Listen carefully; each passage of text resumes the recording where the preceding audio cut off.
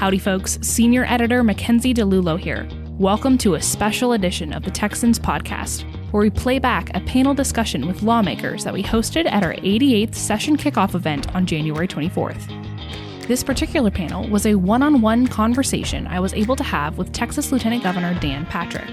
We covered his priorities in the Texas Senate this legislative session, his plans for the future, the momentum school choice is enjoying so far this year, and the dynamic between the House and the Senate. We hope you enjoy listening to this conversation, and be sure to subscribe at thetexan.news to always be the first to have an insider's look at Texas politics and policy making. Howdy folks, my name is Mackenzie DeLulo. I am the senior editor of the Texan. We are so grateful you've stuck with us all day, or even if you're coming now, thank you for coming now. We have the main attraction of the day. We are so excited to have Lieutenant Governor Dan Patrick joining us as our keynote this evening. Please give a warm welcome to Texas's Lieutenant Governor Dan Patrick.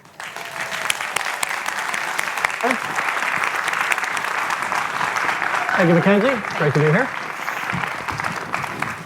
Bright lights. Yes, absolutely. I first want folks to see your boots. Can we start there? So I've been working on redoing the Alamo, as you know, and we're making great progress. It's going to be fabulous. So you have to have the Alamo on one, and I work in the Capitol every day, so you have to have the Capitol on the other. And I put in God We Trust. That was the first thing I ever did as a freshman. It was not in the Senate chamber, and so we put in God We Trust on the top of that. And of course, someone else came up with Remember the Alamo. Yes, absolutely. Credit where credit is due. You're right. I found these, by the way, my wife told me we were on a bus tour for Donald Trump in the campaign. And we stopped in San Antonio, and we were visiting small businesses. And one of the businesses we visited was Little's Boots. They've been there for over 100 years. And my wife said, do not buy another pair of boots. You have more boots than you need. And I walked in and saw these on a shelf, not in my size, but and they were red. They were red leather. And I said, I can't wear red. Connie, that wouldn't work well. So anyway, I got my boots. You got your boots. Got my boots, and they're very comfortable. Well, sir, I want to reiterate our thanks for being here. Sure, thank you for the invite. And Connie, you know, this is overwhelming, your success of this. No, it really is, to start something from scratch. Not only this event, but I'm talking about, you know, your newspaper online. It's just terrific. And I'm really proud of you. She and I go back a long way. When I started the... I've heard. Yeah, 2011, we started the Tea Party Caucus, and every Sunday, or once about every 3 weeks, we used to meet in the Capitol. Yes. Yep. And then you were there. No one ever thought you'd be a senator, and trust me, no one ever thought I'd be the lieutenant governor. Yeah. Look at y'all. Well, thank you again for being here. We're so appreciative. I want to start with your... And congratulations on getting married. Thank you. Wow. Yes, my husband's in the audience, so he's here. Where are you? He's waving back there. Where is he? He's waving back there. All right. Hard to see. But let's talk Senate priorities first and foremost. You release your list ahead of the legislative session.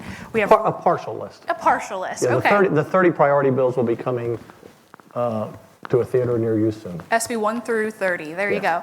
So in terms of the ones you have released, rural law enforcement funding, school safety funding, border security, those are just some of the issues that you've talked about so far. At the beginning of session, as it stands right now, what is at the very top of the list for you? So right now, and it's interesting because the grassroots will look at your top 30 and say, wait a minute, that one's number 22. It must not be that important. Everything in the top 30 is important. But I do kind of look at the top 10, and I get the 30. They're not my ideas. They're the ideas and the priorities of the people, of the party. When you go around the state, and you like the law enforcement, and I'll talk about that a little bit. So you get them really from the people, and then you get them from the senators. So we'll be asking the senators, we've already started, give me your priorities. Because every senator wants a low number priority on a bill. They want a low number bill if they can get it, because it shows that we're behind it, and it kind of sends a signal. So the first year I did 1 to 20, and then I expanded it to 30. So that's a total of 4 sessions we've had. So that's 110. And I think of the 110 priorities, we passed 105. And 2 of those were priorities that the senators really kind of, they told me they were going to move the bill, but then they decided, well, I'll do something else. So we really have had a great, remarkable run in the Senate of passing that conservative legislation. Now, not everything got through the House. Not everything got signed into law, but a lot did. And so we're looking at that closely. But I would tell you that the most important issue that we face this session, and there are many important issues, is making sure we have enough power on the grid.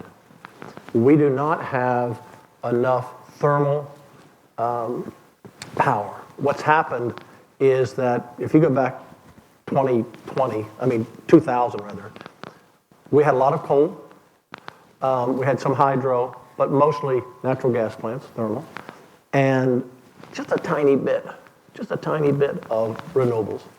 Today, renewables are a large part of our grid, and with the plans that were made years ago that are coming online, you're going to see it more than 50%.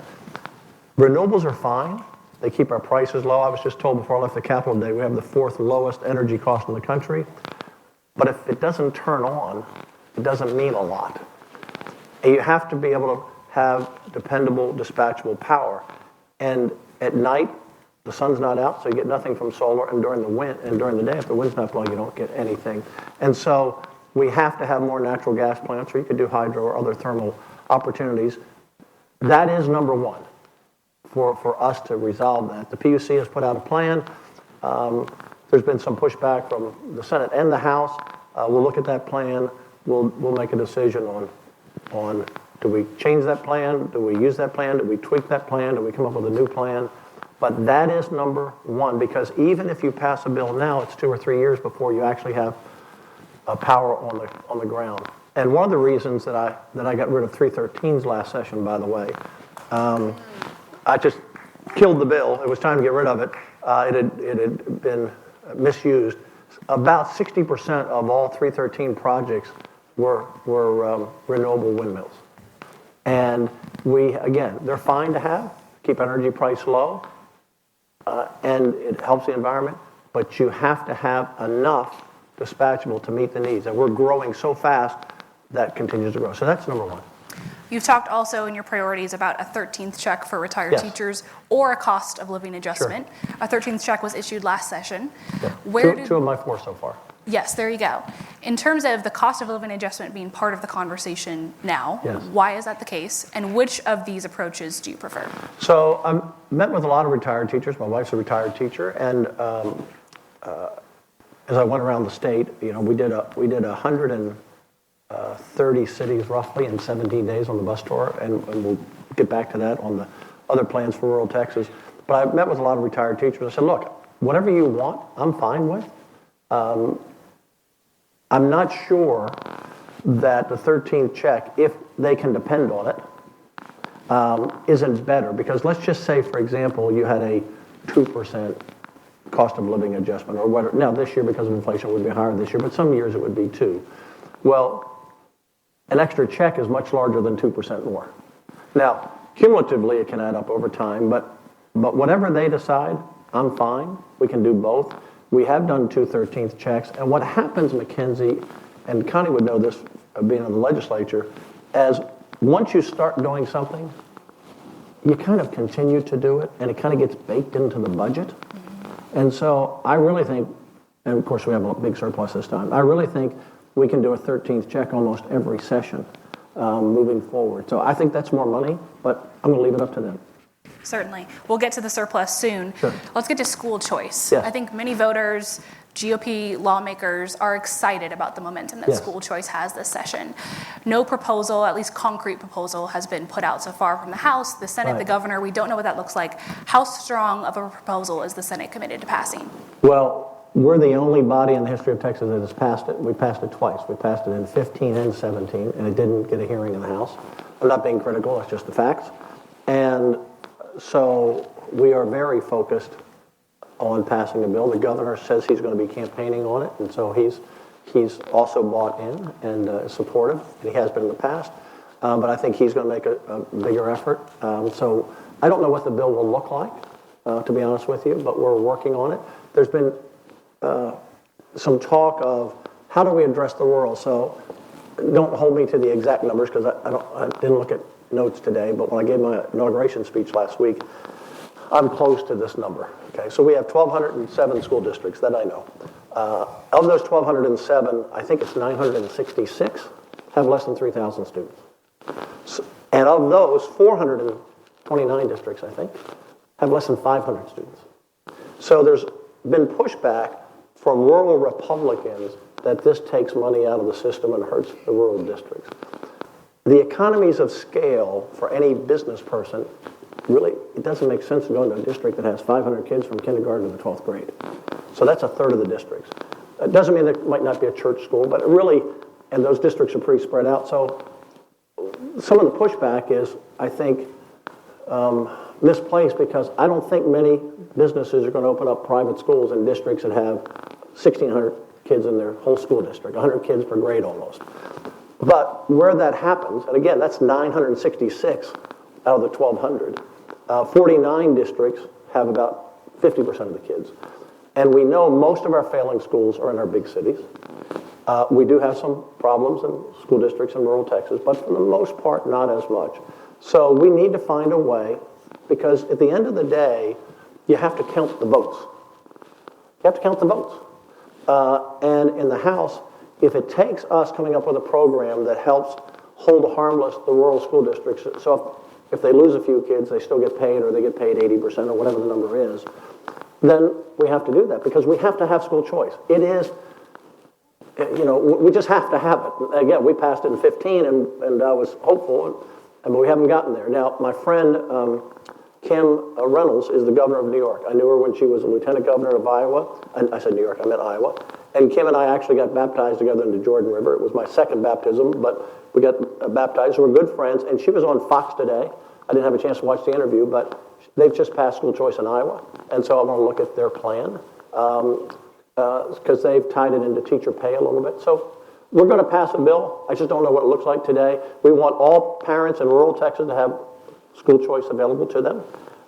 We need to protect those districts because we need to get the votes, and our focus is really on our biggest school districts. I mean, when you have a district that has 500 kids and you have a district that has 200,000 kids, there's just more failure in that district. And all Texans and all Republicans, all Democrats need to be thinking about this. If you can't get a quality education, you don't have a chance at the American dream, and we have to provide that.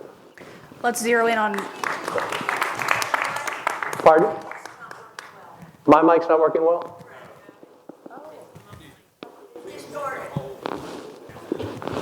What do you want me to do?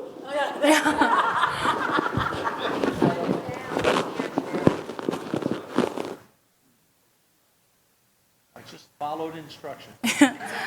Maybe we put it on the lapel, perhaps. Yeah. Go from there. 1, 2, 3, 4. Please give a hand for our friend here. Okay. Maybe a little further down. Further down? Is that better, folks? Okay, is that better? Okay, we're going to take it from the top? Yeah. Okay, well, I do want to zero in on that conversation about rural schools. Yes. Because you have said that if there was a way to get a proposal across the finish line, right, you'd be open to bracketing out rural districts. Mackenzie, that was said on one of my 15-hour days, and I really didn't say that right. What I meant by bracketing, I wasn't talking about bracketing out the parents. Can you hear me okay? Yeah. What I was talking about is finding a way to bracket the schools so that we can get the bill passed, and the parents can still have school choice, but we have to do something to get those votes to convince those Republicans to vote for it by telling those school superintendents, you're not going to lose money by losing a handful of students. It really doesn't cost us much money to see what they're worried about. If you lose a handful of students from a big school district, and around the country, most of the parents who have opted out for school choice, it's about 5%. A big school district can kind of absorb that, but if you have a small budget in a small district with 1,000 kids, well, that's big dollars to them. So that's what I meant by we've got to find a bracket to address the rural schools, because if we address the money, then really there's no reason why a Republican won't vote for it in the House. Shouldn't be. Want to pass it. Mm-hmm. And the other issue, the bills we passed so far in 15 and 17 were school, so I was just kind of taken out of context when I said that, or I didn't say it very well either, but you now know what we want to do, is we passed a bill for children with disabilities.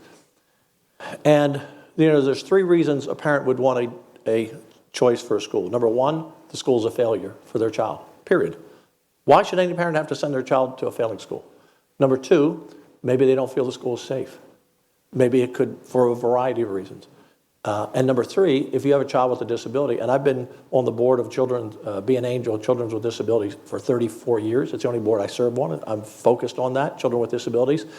Some of our schools do a great job. Some of our schools do not. And so if you have a child with a disability from mild dyslexia to something very serious, every child is educated. And if the school can't help your child, you ought to be able to take that child to a different school. And I really think it's cruel, quite frankly, for the legislature, any legislator, Republican or Democrat, to vote against school choice for parents that have children with disabilities. And by the way, that accounts for about 1.6 million of our 5.5 million kids in public schools.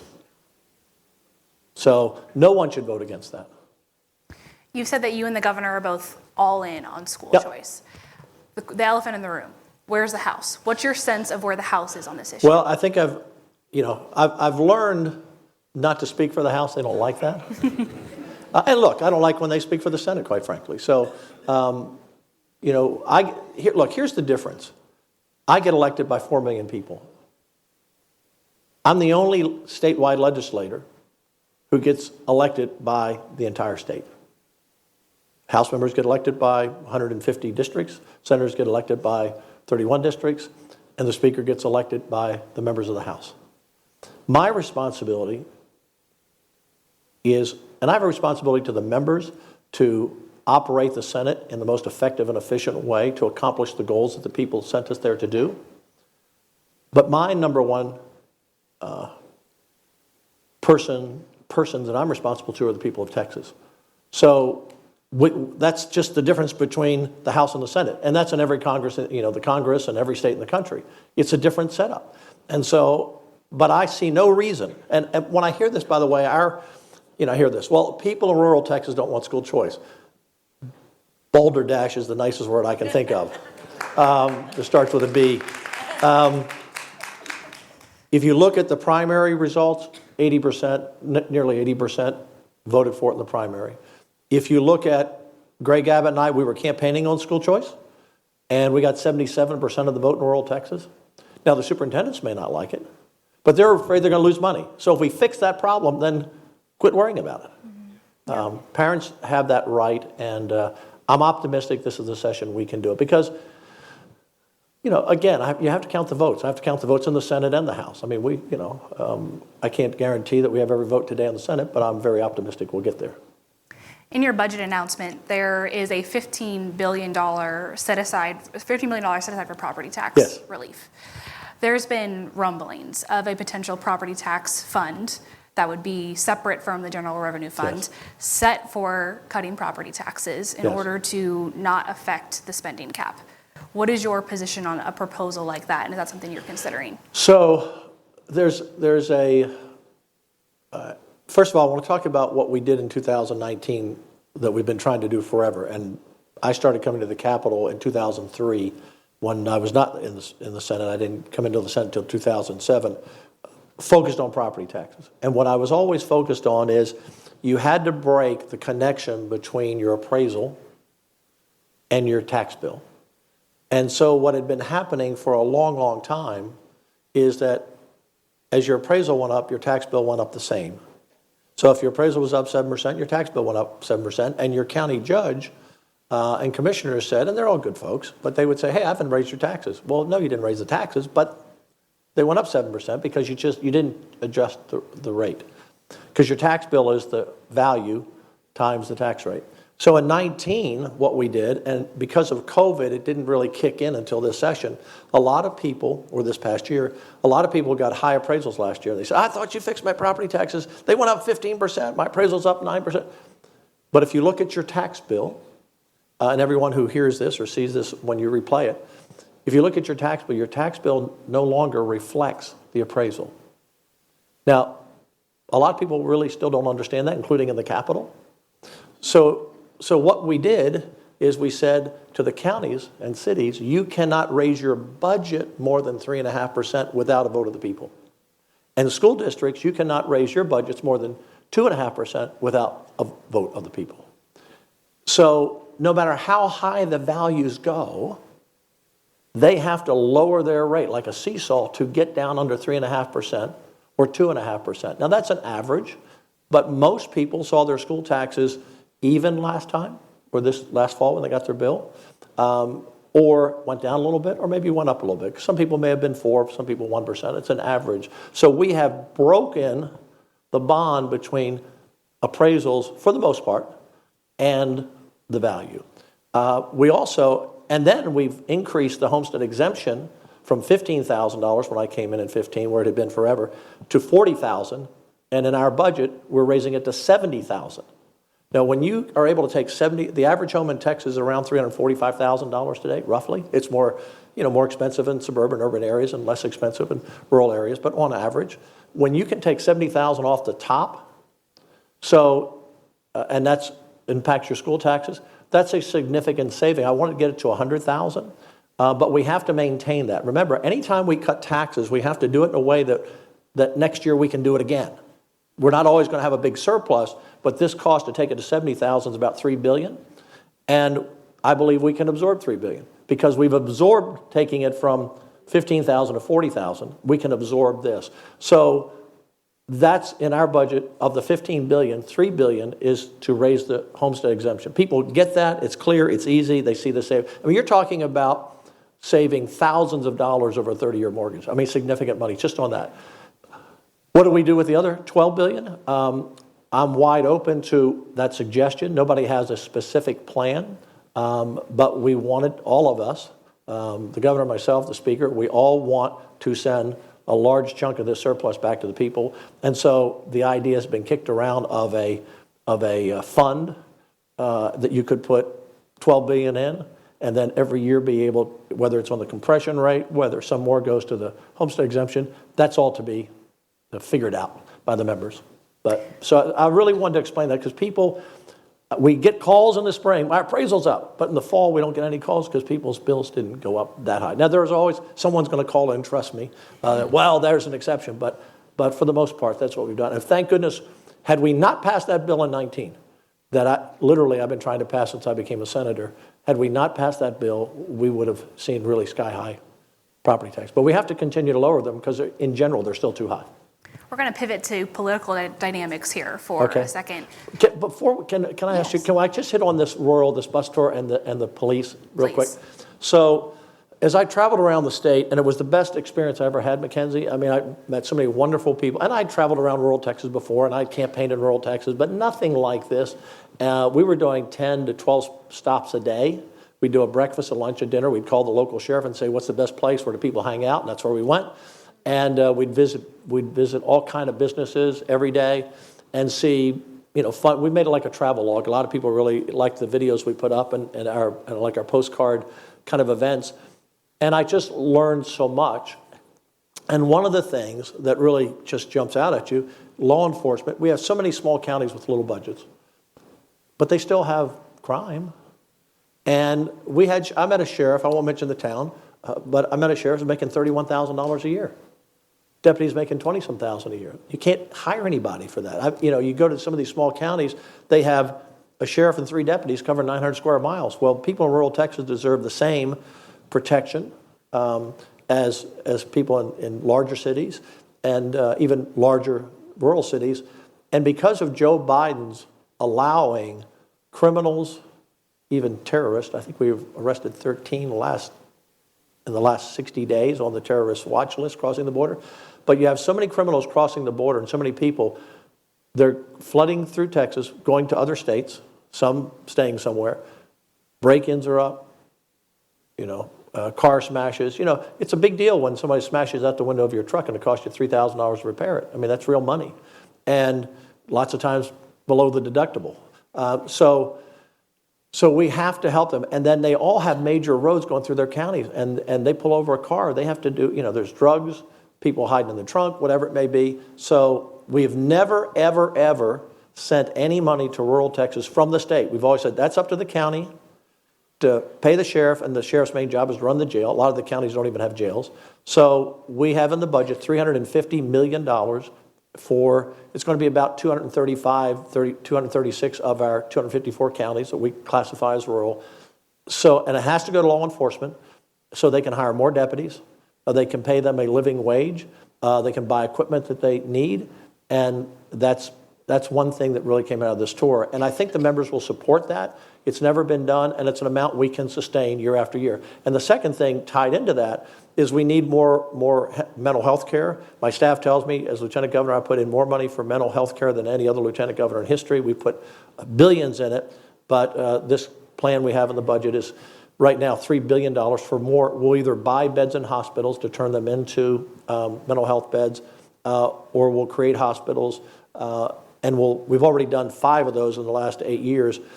And that's all connected too. If you're a sheriff in Amarillo and one of your deputies arrests someone who has a mental health issue, you might have to drive to Wichita Falls to find a bed. Well, you lose that deputy to that trip, and you get to Wichita Falls and they don't take them. Because we only have 2,500 beds, either forensic for criminals or for general patients, available, and 1,000 of those are offline because we don't have enough nurses. So that dominoes into the next thing. I want to, and we're funding it in the budget, scholarships for anyone who will become a registered nurse. We pay for doctors, we pay for science teachers, we pay for math teachers, we pay for law enforcement, we pay their college up to a certain level with some commitments, because we don't have enough nurses. Would that be a one-time expenditure? No, that's forever. Okay. We need to put, we can afford to do that. And the commitments, like we need math and science teachers. You have to commit to, teaching so many years. And the same thing in law enforcement. You have to commit to be in law enforcement. We'll pay for your college education. A lot of people don't know about those 3 programs. And so we need to do it because we pay doctors pretty much their tuition. So we need to do that for nurses. So you connect law enforcement, mental health care, forensic hospitals for the criminals with that, because our jails, big cities and small towns, are the biggest holder of people with mental illness. And then you have to have the nurses. So this is a big package that we're doing that I think will really improve life in all of Texas. Yeah, thank you for that context. Speaking of all these dynamics and making sure it passes through the whole process, the House and the Senate have a very varied history. 2 sessions ago, lockstep, school finance reform, property tax reform was a Super Bowl session, according to state 19. leaders. That was in 19. Yes. And then this last session, there was much more conflict, right? Whether it be repricing, the grid, constitutional carry, there was more spectacle and conflict between the 2 chambers. What do you foresee this session in terms of the relationship between the House and the Senate? Well, one of the reasons we had a successful session in 19 is because, and I'd been wanting to do this for a long time, I could never convince the then speaker, and I'm not saying anything negative, to partake. But I always thought if we did a press conference at the beginning of the session, the 3 of us, the speaker, the governor, the lieutenant governor, laid out at least some issues, because we don't all agree on everything. If we all agreed on everything, 2 of us could stay home and let one person run it. The other 2 can stay home, and I'll be fine. I'll run it. But so you are gonna have some things that we don't agree on. But Dennis and the governor and myself, we had that press conference. We said we're gonna fix school finance, which we changed it for the first time in a long time. And we're going to do property taxes. Well, when 3 of us say this is what we're doing, the members kind of get the message. They're serious about this. We didn't do it this time. We didn't do it last time. I look forward to working with the speaker, but I make no apologies for passing a conservative agenda to the House. That's my job. That's what the people sent me to do. Most of what we pass is really nonpartisan, but on these key issues, the Senate has been the leader on that, and I hope the House will pass more bills. I can't control the House. They can't control the Senate. But we are not going to make apologies or excuses. We're going to send it over there, and as we have every year. And we have the most conservative, I say this every session because it's improved every session. We have the most conservative membership in the Texas Senate ever in history. When you bring over Tam Parker, Phil King, Pete Flores, Mays Middleton, and then Kevin Sparks, rock solid conservative, the new member coming in from West Texas. I mean, that's 5 more talented people, all rock solid conservatives. So we've got a great Senate. We're going to pass great bills, and the House will have to do what the House does. I try to stay out of fights, but I'm not going to stand by and let people make excuses. We only come here every other year. We need to get it done. The Texas House has had one, yes. has had one big fight so far, and it's over the ban for for Democrat chairs. Yes. Right, that was the big Yes. issue there. You released your list of chairmen this week and were lauded by Texas GOP Chairman Matt Rinaldi for only appointing Senator John Whitmire, the Right. lone Democrat, to a committee chairmanship. His statement made it seem as though Whitmire, as he's announced he's running for Houston mayor, Yes. once he departs, he will be the last Democrat chair in the Senate. Clear this up for us. Is he the last Democrat chair you're appointing as your tenure as lieutenant governor, or is this the last for this session? So I was 8 years ahead of this movement, because when I came in 2015, I reduced the Democrat chairs from 6 to 1. I campaigned on that issue because back then we had 20 Republicans. We had, when I came into the Senate, 11 Democrats, but 6 of them had chairmanships. And you had a lot of good Republicans that didn't have chairmanships. And they're very powerful positions. So I campaigned on that, and I did that.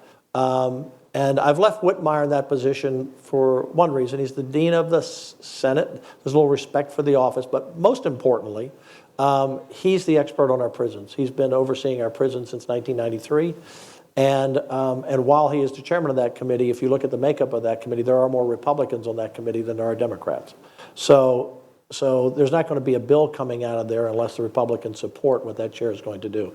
So I'm not going to get in the House business. I'll just say that if a Democrat's controlling a major committee anywhere and we can't get a bill out, that's a problem. That's a problem. But I stay out of their politics, and they'll do what they're going to do. So when John leaves, as of today, that wouldn't leave any Democrat chairman. And I would, and again, I'm not going to play the game, but we're going to have one or not one. But the only reason he's been that chair is because he was chair of, he's been overseeing the prisons for a long time and a lot of expertise in that. And we did have 2 sessions. I had Eddie Lucio as a chair, but Eddie voted more as a Republican, and then 1 or 2 Republicans. So Eddie was fine. We're going to miss him because he was a pro-life. He was just a great senator. We're going to miss him. But So another thing you've talked extensively about is tenure. Last year you floated Yes. an idea of phasing out tenure for professors teaching critical race theory. Yes. What would success look like for you this session on that issue? Getting all these professors who don't like America, who don't like Texas, who don't like capitalism, who are trying to pollute the minds of young people going to college, I'd just soon see them all go to another state. That would be success, okay? Look, this battle, I'm not a puncher. I get this reputation. Well, Dan's, he's a tough guy. I'm not a tough guy. Connie knows that. I'm charming, right, Connie? Right? Connie knows. Yeah, she's neutral. But I'm a counterpuncher. So I didn't start this. If you think about this, Republicans are counterpunchers, period. We didn't say boys should play girls sports. They did, and we punched back. As Republicans. We didn't say that you should be able to kill babies all the way up to bringing them to birth or beyond. They started that fight, and we've responded. We didn't say the border should be wide open. So what I'm saying, we're always pushing back because they will push us. The left will push us as far as they can push us. And if we don't stand up and say no and stand up for our values and our principles, they will keep pushing. Think about this. They started with the men and ladies bathrooms in 17. And Lois Cole, of course, carried that bill for me. She took a lot of arrows. I took a lot of arrows. Guess what? We did win on that issue. That bill didn't pass the House. We passed it out of the Senate. Didn't pass the House. I think that was the bill that drove Joe Strauss potentially out of the House because he was very upset about that. And Joe's a nice guy. I'm just saying I think that was the straw that he just couldn't go there. But, and I respect whatever his reasons were. I'm not dismissing that. But my point is that we won that battle because you don't see any more targets out there letting men go in ladies' rooms. You don't see the boys, and where you do, there's pushback. There's always somebody that's going to try to get around that. So this is another issue. We passed a bill to ban critical race theory in our schools, K through 12, last session. And all of a sudden, I see this press release or I see this tweet from the Senate faculty, which is about 100 professors out of 3,000. They represent, I guess they say, they represent the other 3,000. They said they're going to teach critical race theory at the University of Texas. And so I tweeted out, well, wait a minute. We banned it in K through 12. We'll ban it in higher ed. They then tweeted out, or put out a statement, we're not accountable to the legislature, or we're not accountable to the Board of Regents.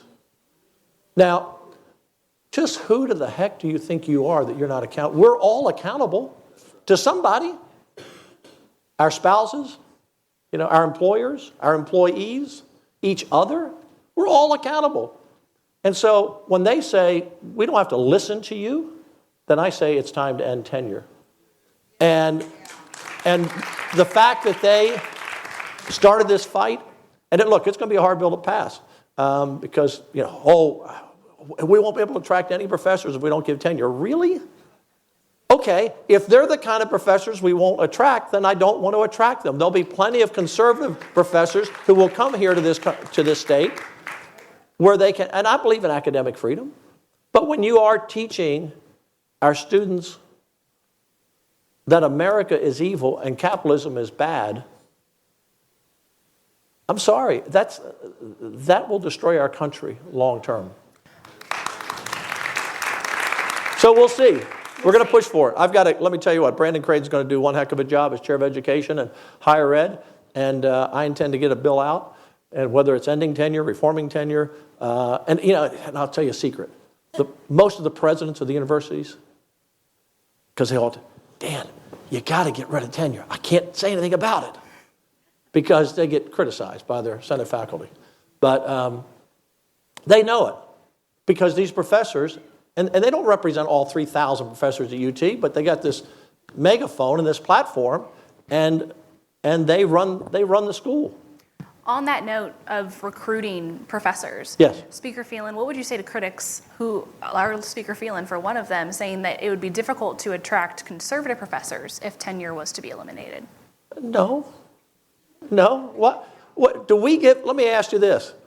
Do we give guaranteed contracts to anyone we bring into the state of Texas to work, except for some schools that give long contracts and guaranteed money to football coaches? No. No one has a guarantee for life. Who has a job where you're guaranteed that for life? Very, very, very few people on the planet. I believe that professors will come here knowing that their campuses aren't controlled by the woke liberal left. I think there are professors who want to come and teach at a university. And I was talking to one president, one chairman of the board of Board of Regents. He said, we'll pay them more money. Interesting. Simple. We can pay them more money.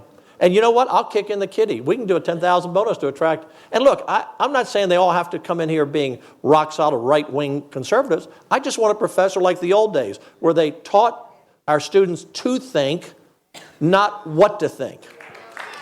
And there's a difference. And this isn't going on. I saw someone, you said, well, there's no CRT going on. Wait a minute, they just said they're going to teach it. And they developed the course that goes into our schools. So, no, I'm sorry, they started the battle, so I'm in. There you go. The Senate will look very different this legislative session. You have, I believe, 6 new members. Yes. In a 31-person body, you went from 18 Republicans to 19. Yes. The lone Republican, who would often go against the grain of his own party, is no longer in the chamber. What does that mean for the Senate this session? Well, despite the fact that we've had a few who maybe weren't as conservative as the people of Texas are, we've managed to get, like I said, every priority bill, 110, I think I said, 105 or so went out. And all the other priority items. I can't think of a bill, to be honest with you, that we haven't passed of a strong conservative bill. It's just going to be easier this time. Mm-hmm. Okay, it's just going to be easier. It shouldn't be that hard of work, really. And, look, the people have asked me what's the most important bill I've ever passed, and as a senator or as lieutenant governor. First of all, the members get the credit. They meet in the committees for hours and hours. That Connie knows, she's been there. I'm glad you served, Connie, because it really gives you a focus of really understanding the way it happens.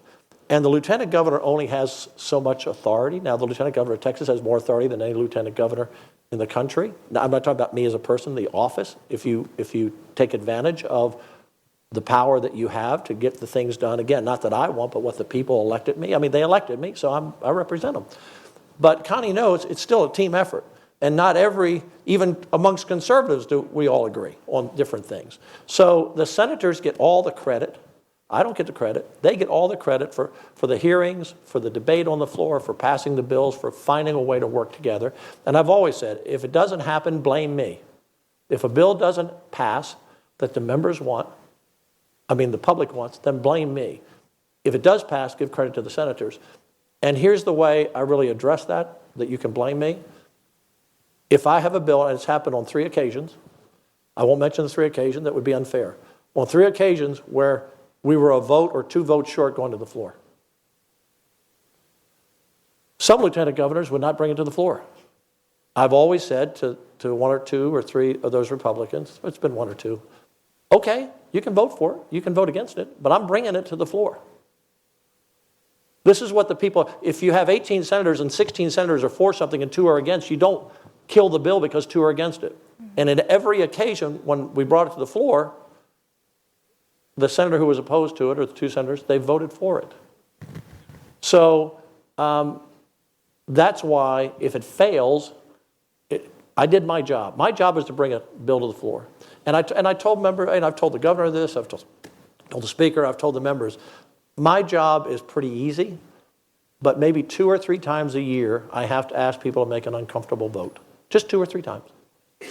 If I don't ask, and this time, I don't really anticipate any of that with the members we have. But that's kind of my job. If I just let anyone come in and say, I'm against that bill, don't bring it up. Well, and that happened in the past. And it created some problems in the past. So we're always going to pass it. But what I was going to say, the most important thing, Mackenzie, that I've ever passed was changing the blocker bill. Because when I was a senator, it was 21 votes to bring a bill to the floor. We've never had more than 20 Republicans in history in the Senate. So when I was a senator, Democrats, that's the reason they called it the blocker bill. They just, 11 of us are sticking together, and you don't have 21 votes, you only have 20. And so that's why, if you look back through history, we had so many special sessions when Rick Perry was governor, because a lot of bills got blocked. And in the special session, the blocker bill was not enforced. So we only needed 16 votes to pass a bill. So Perry would call us back to pass the bills that the Democrats blocked. And I always saw that as wrong. And on my first day as a freshman, I moved to change the rules, and I lost 30-1 on the rules because the senators decide the rules. And I finally got up to about 10 votes. And obviously to change the rules, you need 16 out of 31. I never could get to 16.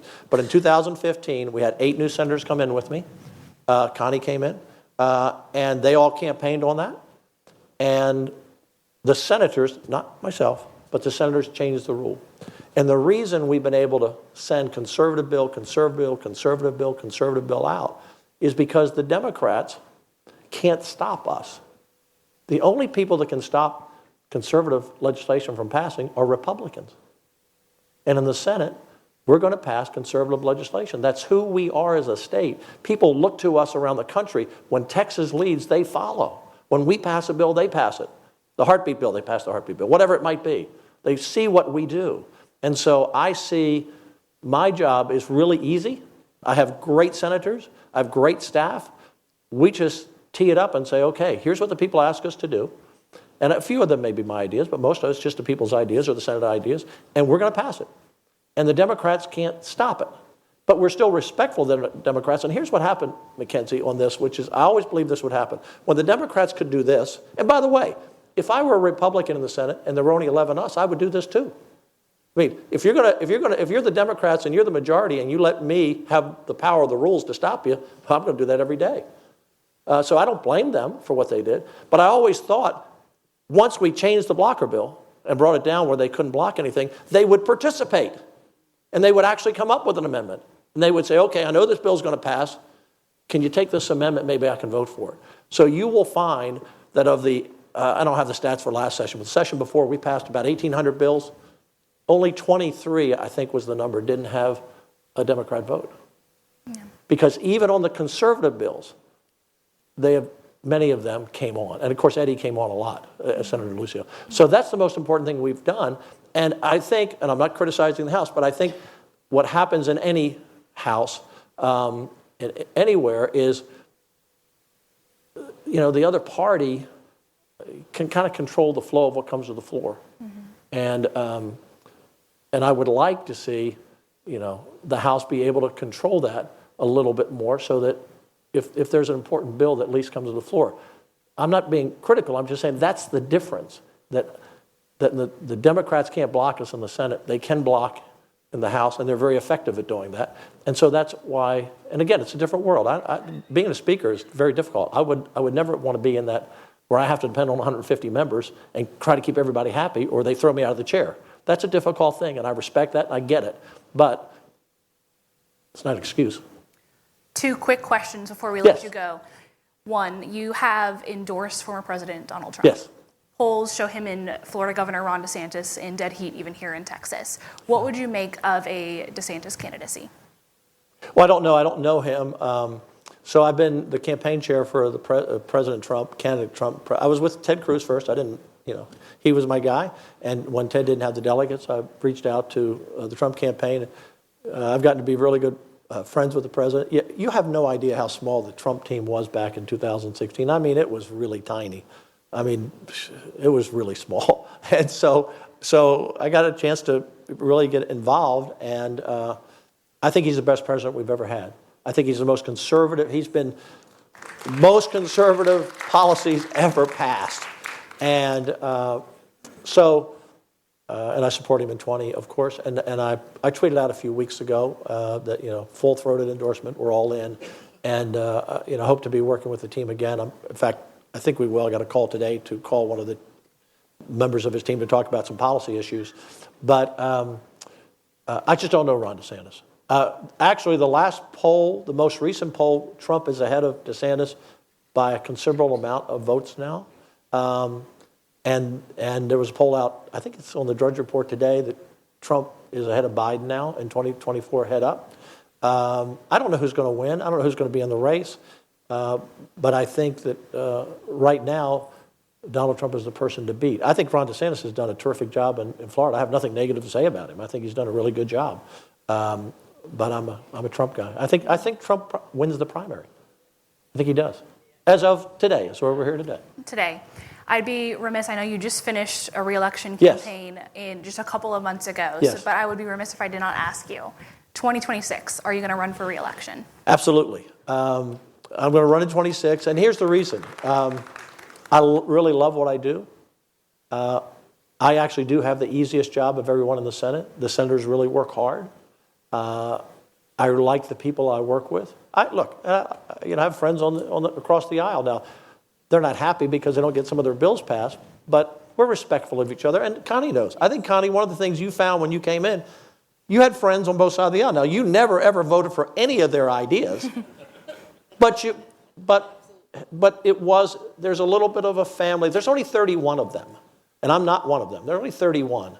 And, the House, if you think about this, that takes 150 to do the work that our 31 have to do. 31 have to handle all the bills that 150 send us. So they work hard, and our committees are larger. And you look at all the committees that Phil King and Tan Parker and Mays, the new ones, they were never on that many committees, or Phil may have been. He was a senior member, and Tan. But when you're a senator, you're on a lot of committees, and you're doing a lot of work. And if you're a Democrat, and I'm sitting next to you for 4 months, we become friends, and we talk about a daughter that got married, or we talk about a new baby that's come along, or if there's a tragedy and there's a funeral and we attend it. There's this mutual, you can see, politics shouldn't be ugly or nasty. We ought to be able to conduct politics and have honest disagreement and work really hard to block your bill if you're on the other side, or really hard to pass a bill. But at the end of the day, we ought to respect each other. And I will say that I think in the Senate, that holds true. Now, did the Democrats all want to see me lose? Absolutely. Do they love me? Absolutely not. But do we have a healthy respect for each other? Yes. And so I love it. I think we've been very successful. I think we'll continue to be successful. I'm in good health.